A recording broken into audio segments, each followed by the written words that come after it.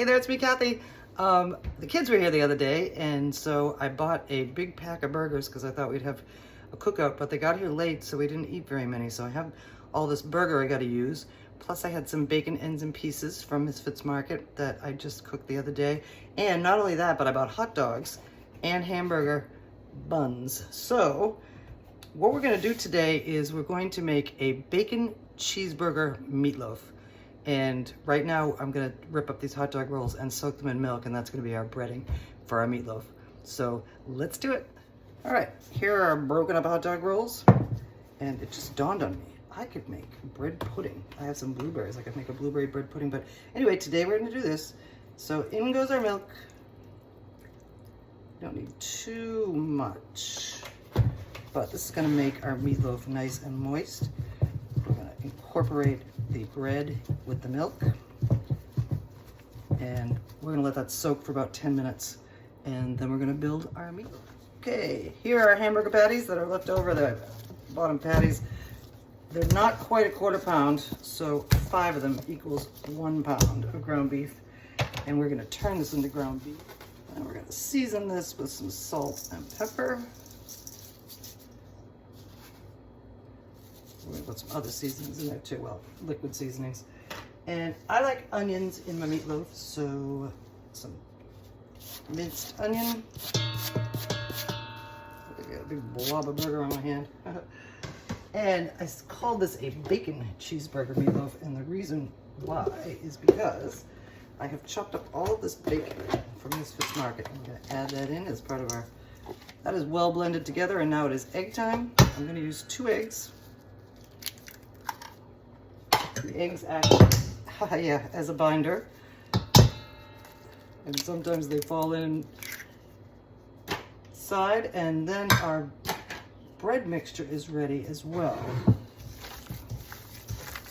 But we're going to add that in last because we have to decide how much breading we need to hold this guy together.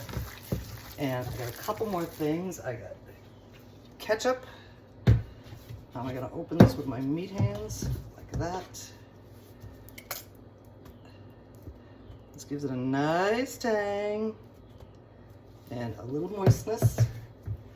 And mustard, because it's a cheeseburger. I don't always put mustard in my meatloaf, but this is gonna be good. I don't have much mustard, obviously. So yeah, that's gonna do it. And we're gonna mix this up, and then we're gonna add in our bread and milk. Okay, as you can see, it's already holding together pretty well. So we're gonna scoop out this, try to leave some in the milk, residual milk in the pan, because mostly we're after the bread. And let's see how much this does. Okay, I've taken this last little bit of hot dog rolls and I've squeezed out all the bread because our mixture is a little moist, and you do want it to be moist so it comes out of the oven moist, but you don't want it to be too moist because you want it to hold together. So I'm going to mix this last little bit of breading in, and we're going to bake it up. When my kids were little and I used to make meatloaf for them, I used to put a tunnel down the middle of the loaf and put in Velveeta, and then when it bakes you cut it open and the cheese just kind of oozes out, and that's going to be the cheese part of our bacon cheeseburger meatloaf. So let's do it. We used to bake meatloaf in the kitchens that I worked in. We used to use a loaf pan to form it, to make it into a meatloaf shape. Unfortunately, this is the only loaf pan I have. It's something that goes in my Instant Pot. So, but I'm going to use it anyway. So you want to make it slippery so the meat comes out after it's formed. And I think the meat mixture that I have and the size of this loaf, I might make 2 loaves, but let's see how it goes. Okay, we're gonna start by stuffing some of our meat mixture in this loaf pan. And we're gonna press it down real hard. And then we're gonna press it down real hard in the center, not all the way to the bottom like that was, so we're gonna fix that. And as much out to the edges as you can get. Make this tunnel for our cheese. In goes 1, and in goes 2. Then we're going to complete with the rest of the meatloaf on top and press that down real hard out to the edges. This is going to be an easy release because the end of it comes off. So then we're going to transfer it to a baking sheet where we're going to bake it. Okay, our loaf, our baking sheet, and we're going to flip it over. It's not going to come out, but that's okay. This thing opens up. And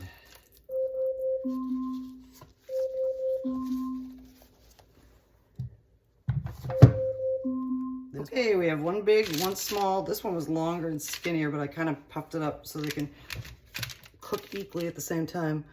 These are going in the oven, 350 for about 30 minutes, and you will see how they come out. Our meatloaf is about halfway cooked, and I remembered that back at Foodies we used to mix ketchup and barbecue sauce together and glaze our meatloaf. But these being bacon cheeseburger meatloafs, we're going to glaze them with a mixture of ketchup and mustard, and we're going to put them back in the oven. Okay, they're all glazed up and they're going back in.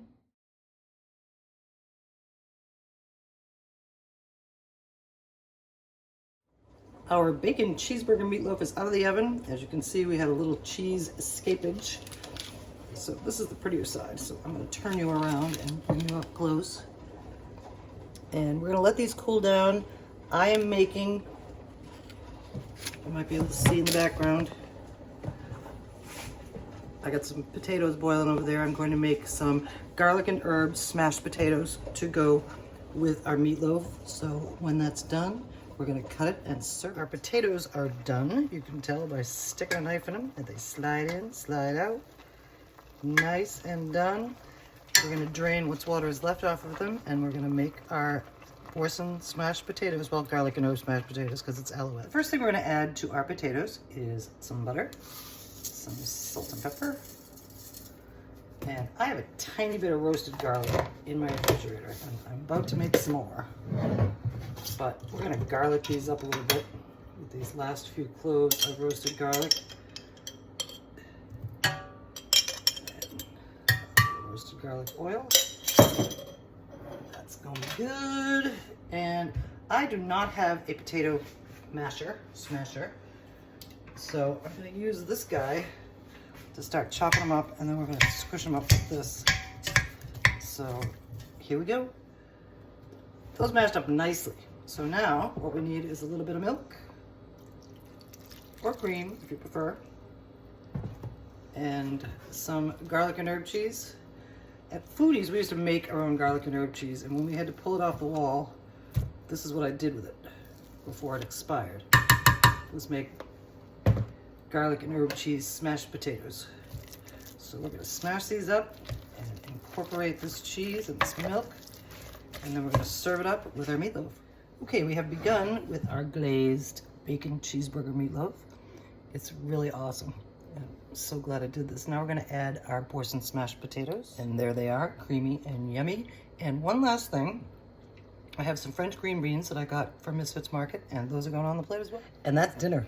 Thank you for joining me while I used up some leftovers and some other stuff that I had on hand, and did a really fun thing with it, and it's going to be tasty and yummy, and the recipe will be on the website.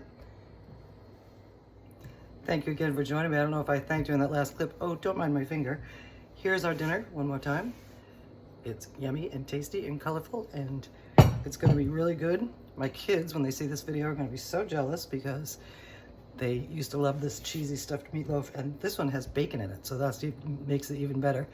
And if you wanted, top it with some kind of gravy or sauce or something, you could, but it is glazed, and you do have the mashed potatoes, so that's pretty unnecessary. And like I said, thanks again. Come back. We'll be doing some more stuff real soon.